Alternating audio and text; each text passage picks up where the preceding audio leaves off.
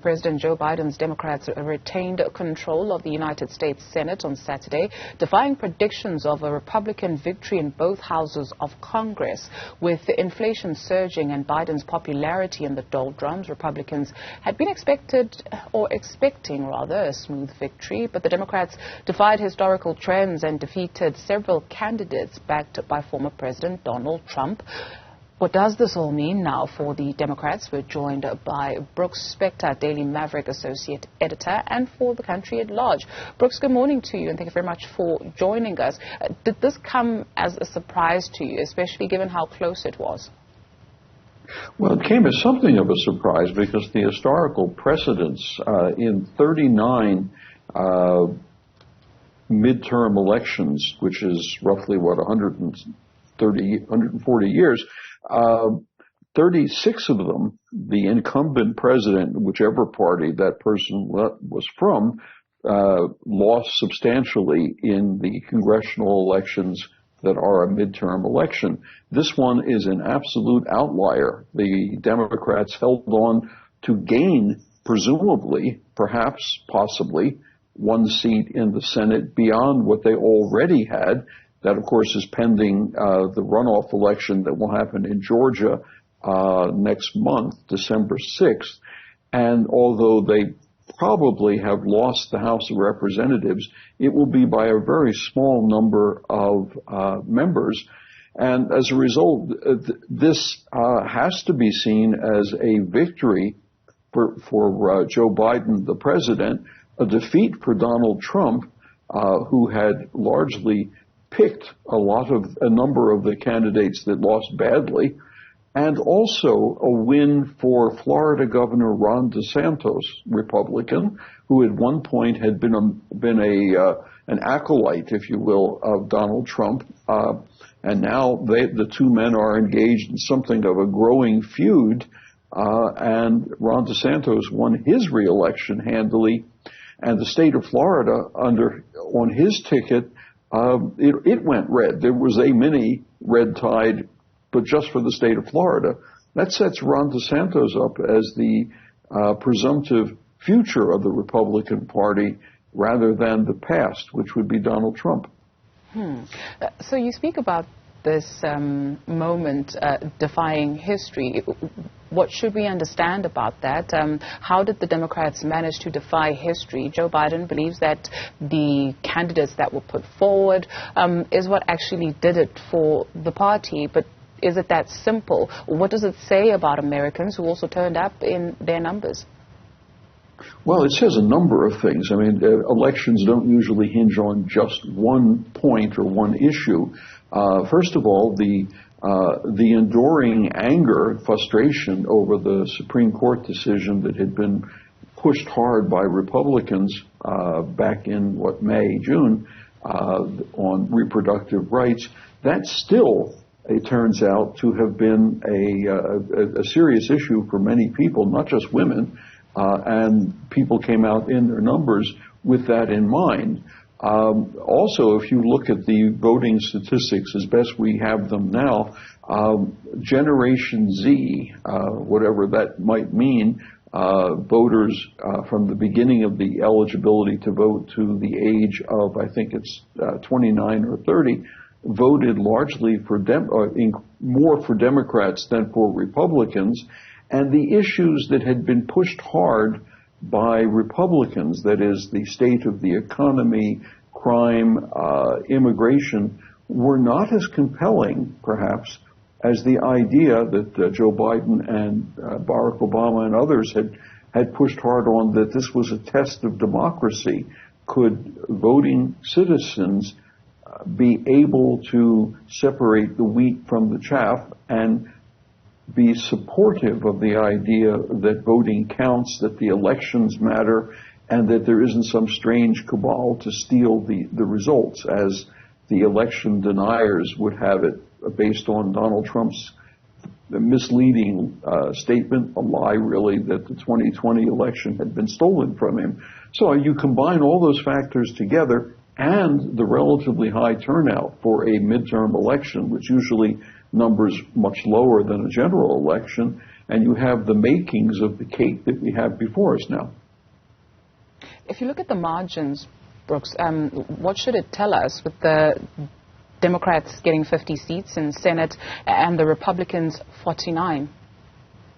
Well, it'll tell us a couple of things about the mechanisms of government.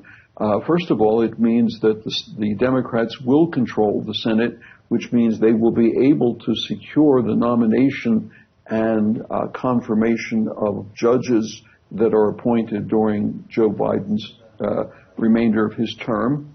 It means that high officials and ambassadors similarly will be able to be appointed and confirmed. Treaties, if there are such things proposed, will be able to be proposed and confirmed. And at least in part, legislation that the Biden administration wants to see gain more traction. Remember that in the United States, unlike a parliamentary system, you can't assume that every member of a party will vote precisely the way party leaders, shall we say they should. It's not like a parliamentary system where you really don't have a whole lot of choice as a legislator if you wish to remain a member of that party. Every senator and most members of the House of Representatives all think of themselves as independent individuals capable of making up their own minds, and secretly, perhaps in the back of their heads, the idea that they too could be president and lead the country. So this gives Joe Biden the opportunity with the House of Representatives to chip away at that very slender Republican majority that is presumably coming about to gain passage of things like appropriations legislation, budget, which matters a great deal for a government, and all other measures. So it means to a significant but not overwhelming degree that the Biden administration is able to be a little firmer of footing than it might otherwise have been. And if you'll notice that Joe Biden is traveling around the world right now, first at the climate summit at Sharm el-Sheikh, and then then on to the ASEAN leaders meeting in Cambodia, and then next to the G20 meeting in Bali in Indonesia, where his main tasks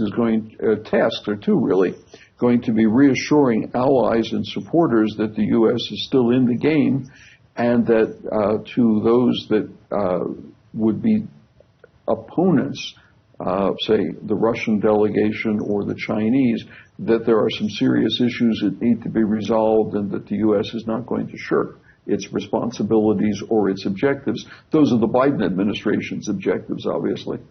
Speaking of which, does this bode well for the continent? In December, he'll be hosting a number of heads of states from Africa.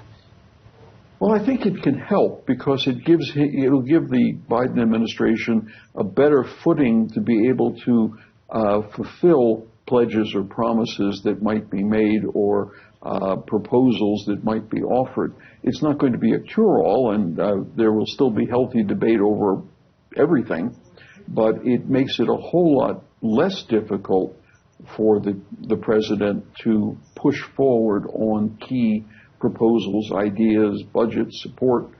And I think that members of the delegations from Africa, the heads of state and those that would come with them, will see a more resolute president, a more resolute Biden administration than would have been the case if they had lost both houses of the Congress by big margins in that red wave that never came. What would have happened if things were turned around and in that one, right? So the Democrats have 50 seats and the Republicans have 49. If that one had gone the other side, what was at stake for the Democrats? More so the sitting president, who would have been made a lame duck, as we understand? Yeah, well, lame duck comes from the idea, of course, that a duck doesn't walk very well if one leg is broken. And in this case, in political terms, it means the president can say whatever he or she wants, and it doesn't have much effect. Instead, because the Senate is securely Democratic in terms of its party affiliation, this means the president can make proposals and expect that, by and large, subject to debate, they will reach resolution in the Senate. It means that going forward, there'll be whatever proposals are made are not going to be just sort of brushed away as, well, what can you say? That's Joe Biden. He doesn't have much time left on his calendar, so we can safely ignore him. Interestingly, though, one thing it does do is it sets up a dynamic in the Republican Party of a kind of quote-unquote revolt against the Trump colossus, and in the sense that a subsequent generation of politicians is going to be saying, wait a minute now, we really don't need to follow the dictates of an old man, and Donald Trump is an old man. And we can, those who are politicians, say in their 50s and early 60s, we represent the next generation of leadership. What this also does is it sets up a dynamic in the Democratic Party about whether or not it's time for them to think about the successor generation of leadership. That's kind of an unexpected result. So the continent is not the only one dealing with the issue of succession and generational gaps. Brooks Spector, ageism, thank you. Yeah, ageism. Brooks Spector, always a pleasure. Thank you. Keep warm.